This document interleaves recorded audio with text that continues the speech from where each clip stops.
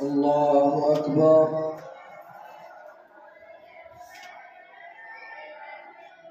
الحمد لله رب العالمين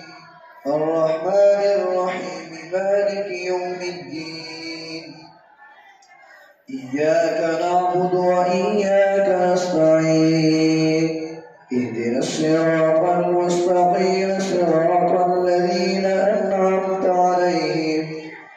غير المغضوب عليهم ولا الضالين.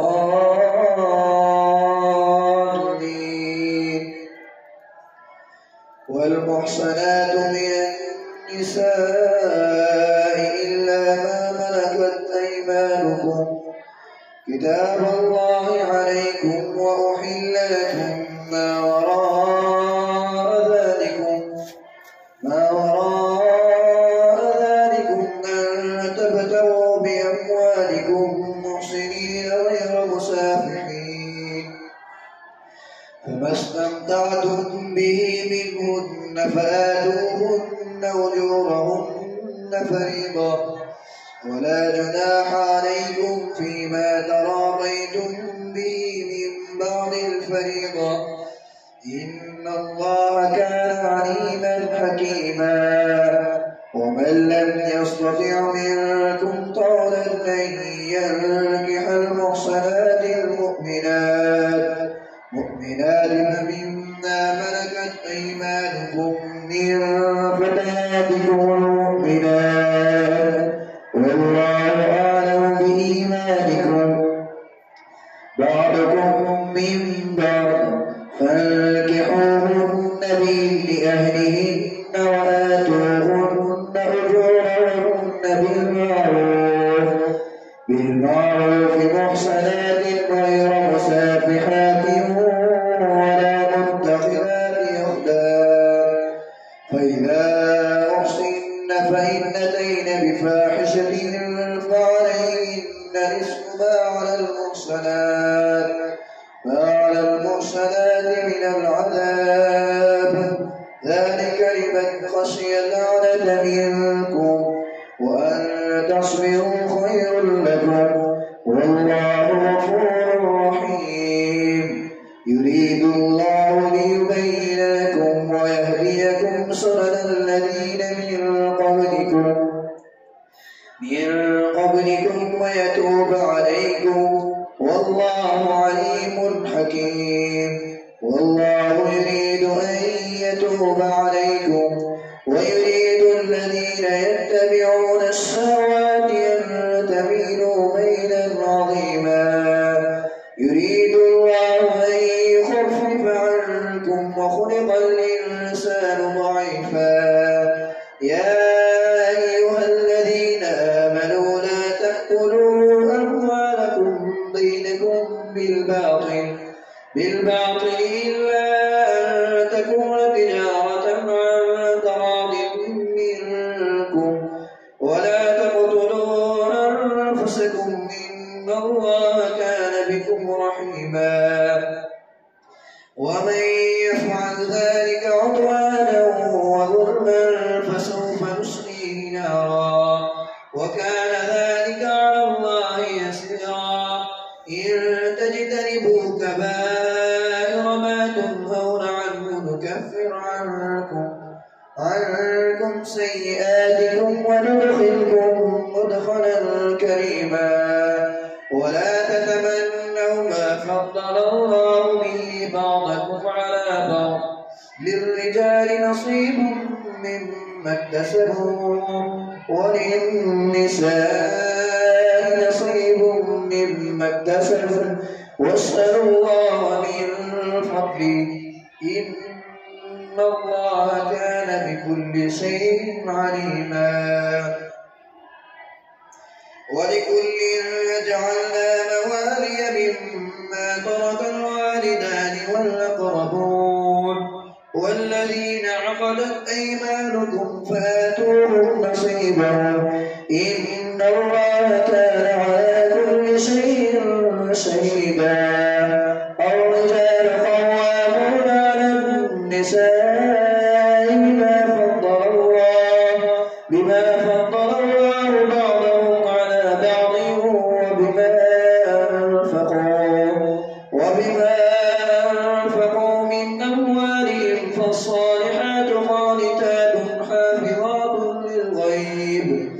حافظات للغيب بما حفظ الله واللاتي تخافون نشوزهن فعظوهن واهجروهن في المضاجع واضربوهن فإن أطعنكم فلا تبغوا عليهن سبيلا إن الله كان عليا كبيرا وإن خفتم شقاق بينهما فابعثوا حكما من أهله وحكما من أهلها إن يريدا إصلاحا يوفق الله بينهما إن الله كان عليما خبيرا واعبدوا الله ولا تشركوا به شيئا وبالوالدين إحسانا وبذي القربى واليتامى والمساكين والجار ذي القربى والجار الجنب والصاحب بالجنب وابن السبيل وما ملكت أيمانكم إن الله لا يحب من كان مختالا فخورا الذين يبخلون ويأمرون الناس بالبخل ويكتمون ما آتاهم الله من فضله وأعتدنا للكافرين عذابا مهينا والذين ينفقون أموالهم رئاء الناس ولا يؤمنون بالله ولا باليوم الآخر ومن يكن الشيطان له قرينا فساء قرينا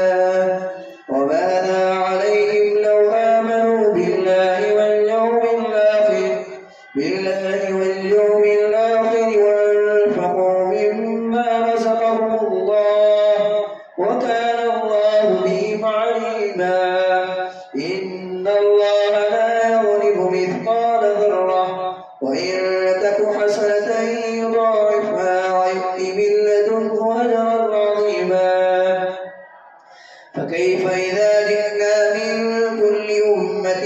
بشهيد وجئنا بك على هؤلاء شهيدا يومئذ يود الذين كفروا وعصوا الرسول لو تسوى بهم الأرض ولا يكتمون الله حديثا يا أيها الذين آمنوا لا تقربوا الصلاة وأنتم سكارى حتى تعلموا ما تقولون ولا جنبا إلا عابري سبيل حتى تغتسلوا وإن كنتم مرضى أو على سفر أو جاء أحد منكم من الغائط أو لامستم النساء فلم تجدوا ماء فتيمموا سعيدا طيبا فامسحوا وإن كنتم مرضى أو على سفر أو جاء أحد منكم من الغائط أو لامستم النساء فلم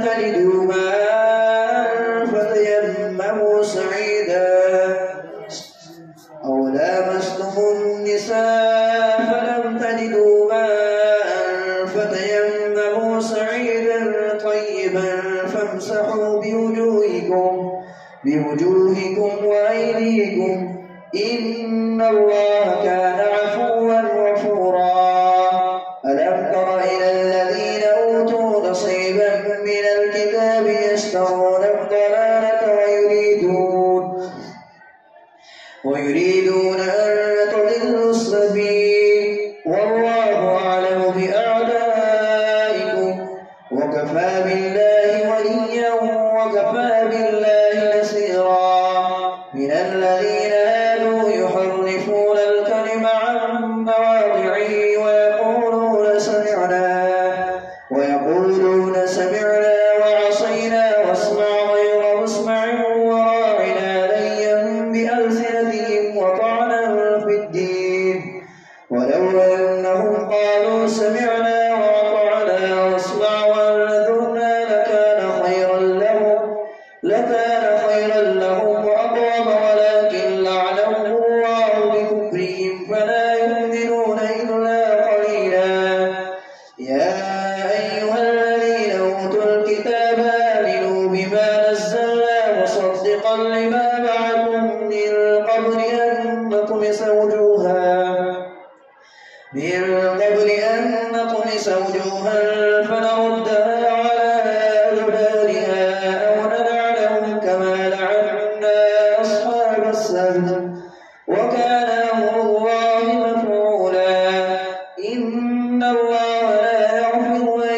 يشرك به ويغفر ما دون ذلك لمن يشاء ومن يشرك بالله فقد افترى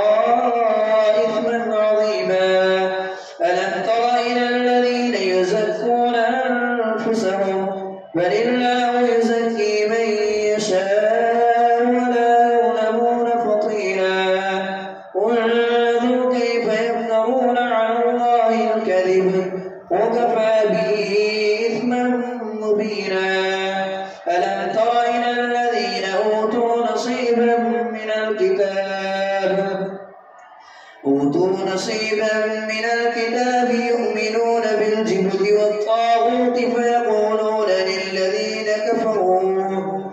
يؤمنون بالجبت والطاغوت ويقولون للذين كفروا هؤلاء أهدى من الذين آمنوا سبيلا أولئك الذين لعنهم الله ومن يلعن الله فلن تجد له نصيرا أم لهم نصيب من الملك فإذا لا يؤتون الناس نقيرا أم يحسدون الناس على ما آتاهم الله من فضله فقد آتينا آل إبراهيم الكتاب والحكمة والنبوة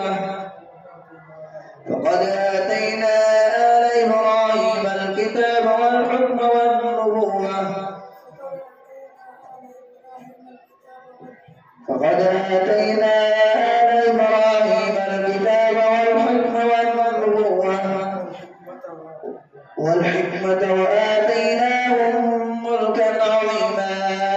فمنهم من آمن به ومنهم من صد عنه وكفى بجهنم سعيرا إن الذين كفروا بآياتنا سوف نصليهم نارا كلما نضجت جلودهم بدلناهم جلودا غيرها ليذوقوا العذاب إن الله كان عزيزا حكيما والذين آمنوا وعملوا الصالحات سندخلهم جنات تجري من تحتها الأنهار خالدين فيها أبدا لهم فيها أزواج مطهرة وندخلهم ظلا ظليلا إن الله يأمركم أن تؤدوا الأمانات إلى أهلها وإذا حكمتم بين الناس أن تحكموا بالعدل إن الله نعم ما يعظكم به إن الله كان سميعا بصيرا يا أيها الذين آمنوا أطيعوا الله وأطيعوا الرسول وأولي الأمر منكم فإن تنازعتم في شيء فردوه إلى الله والرسول إن كنتم تؤمنون بالله واليوم الآخر ذلك خير وأحسن تأويلا الله أكبر سمع الله لمن حمده الله أكبر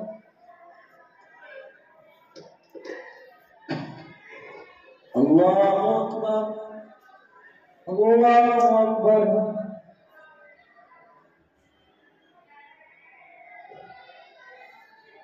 الله أكبر الحمد لله رب العالمين الرحمن الرحيم مالك يوم الدين إياك نعبد وإياك نستعين اهدنا الصراط المستقيم صراط الذين أنعمت عليهم غير المغضوب عليهم ولا الضالين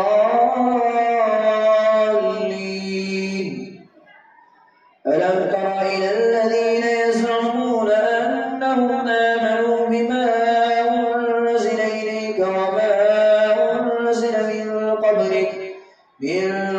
يريدون أن يتحاكموا إلى الطاغوت وقد أمروا أمروا أن يكفروا به ويريد الشيطان أن يضلهم ضلالا بعيدا وإذا قيل لهم تعالوا إلى ما أنزل الله وإلى الرسول رأيت المنافقين يصدون عنك صدودا فكيف إذا أصابتهم مصيبة بما قدمت أيديهم ثم جاءوك يحلفون بالله إن أردنا إلا إحسانا وتوفيقا أولئك الذين يعلم الله ما في قلوبهم فأعرض عنهم وعظهم وقل لهم في أنفسهم قولا بليغا وما أرسلنا من رسول إلا ليطاع بإذن الله ولو أنهم إذ ظلموا أنفسهم جاءوك فاستغفروا الله واستغفر لهم الرسول لوجدوا الله توابا رحيما فلا وربك لا يؤمنون حتى يحكموك فيما شجر بينهم ثم لا يجدون في أنفسهم حرجا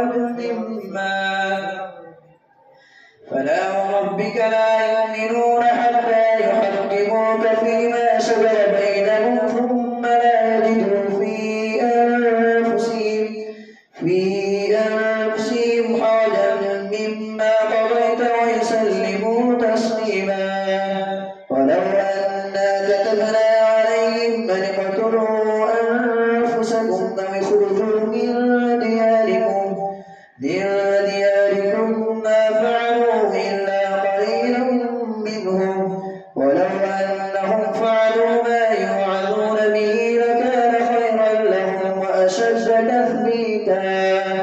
وإذا لآتيناهم من لدنا أجرا عظيما ولهديناهم صراطا مستقيما ومن يطع الله والرسول فأولئك مع الذين أنعم الله عليهم من النبيين والصديقين والشهداء والصالحين وحسن أولئك رفيقا ذلك الفضل من الله وكفى بالله عليما يا أيها الذين آمنوا خذوا حذركم فانفروا ثبات أو انفروا جميعا وإن منكم لمن ليبطئن فإن أصابتكم مصيبة قال قد أنعم الله علي إذ لم أكن معهم شهيدا ولئن أصابكم فضل من الله ليقولن كأن لم تكن بينكم وبينه مودة يا ليتني كنت معهم فأفوز فوزا عظيما فليقاتل في سبيل الله الذين يشرون الحياة الدنيا بالآخرة ومن يقاتل في سبيل الله فيقتل أو يغلب فسوف نؤتيه أجرا عظيما وما لكم لا تقاتلون في سبيل الله والمستضعفين من الرجال والنساء والولدان الذين يقولون ربنا أخرجنا من هذه القرية الظالم أهلها واجعل لنا من لدنك وليا واجعل لنا من لدنك نصيرا الذين آمنوا يقاتلون في سبيل الله والذين كفروا يقاتلون في سبيل الطاغوت فقاتلوا أولياء الشيطان إن كيد الشيطان كان ضعيفا ألم تر إلى الذين قيل لهم كفوا أيديكم وأقيموا الصلاة وآتوا الزكاة فلما كتب عليهم القتال إذا فريق منهم يخشون الناس كخشية الله أو أشد خشية وقالوا ربنا لم كتبت علينا القتال لولا أخرتنا إلى أجل قريب قل متاع الدنيا قليل والآخرة خير لمن اتقى ولا تظلمون فتيلا أينما تكونوا يدرككم الموت ولو كنتم في بروج مشيدة وإن تصبهم حسنة يقولوا هذه من عند الله وإن تصبهم سيئة يقولوا هذه من عندك قل كل من عند الله فما لهؤلاء القوم لا يكادون يفقهون حديثا ما أصابك من حسنة فمن الله وما أصابك من سيئة فمن نفسك وأرسلناك للناس رسولا وكفى بالله شهيدا من يطع الرسول فقد أطاع الله ومن تولى فما أرسلناك عليهم حفيظا ويقولون طاعة فإذا برزوا من عندك بيت طائفة منهم غير الذي تقول والله يكتب ما يبيتون فأعرض عنهم وتوكل على الله وكفى بالله وكيلا أفلا يتدبرون القرآن ولو كان من عند غير الله لوجدوا فيه اختلافا كثيرا وإذا جاءهم أمر من الأمن أو الخوف أذاعوا به ولو ردوه إلى الرسول وإلى أولي الأمر منهم لعلمه الذين يستنبطونه منهم ولولا فضل الله عليكم ورحمته لاتبعتم الشيطان إلا قليلا فقاتل في سبيل الله لا تكلف إلا نفسك وحرض المؤمنين عسى الله أن يكف بأس الذين كفروا والله أشد بأسا وأشد تنكيلا من يشفع شفاعة حسنة